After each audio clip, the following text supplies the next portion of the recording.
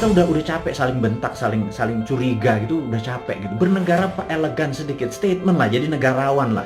Jangan jadi pedagang, ada cuan, ada untung segala macam gitu ya. Ya lu untung, gua kagak gitu ya, apalagi rakyat gitu ya.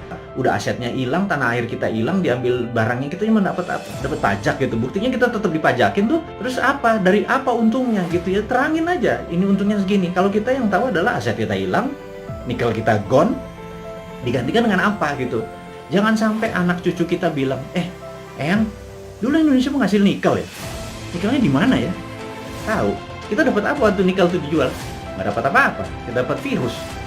Hal itu kan susah kalau kita dijawab sama cucu cicit kita bertanya hal-hal seperti begitu gitu. Jadi kita tanya balik, produk-produk alam itu sumber daya alam. Kalau kita percaya MMT, Modern Monetary Theory, maka sumber daya alam itu bukan sebagai alat komoditi atau alat dagang, tetapi sebagai alat tawar.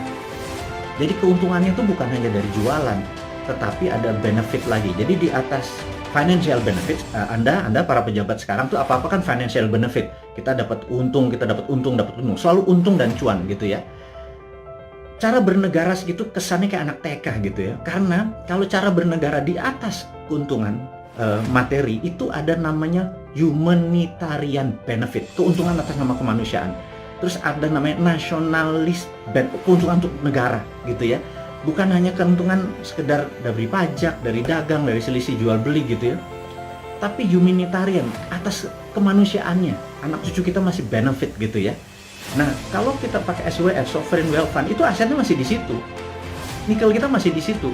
Nah, kita mendapatkan funding dari situ untuk membangun sektor yang lain. Jadi dana yang masuk itu untuk membangun apa? Kok kita masih ngutang? Saya bingung sekali. BUMN rugi, kita masih ngutang, aset kita hilang.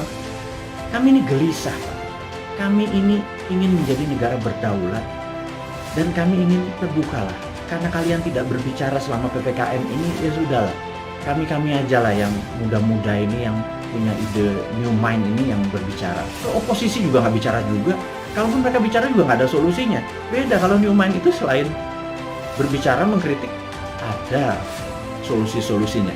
Itulah membuktikan bahwa kita ini NKRI garis lucu, bukan garis lurus lagi. Di atas lurus itu lucu gitu ya.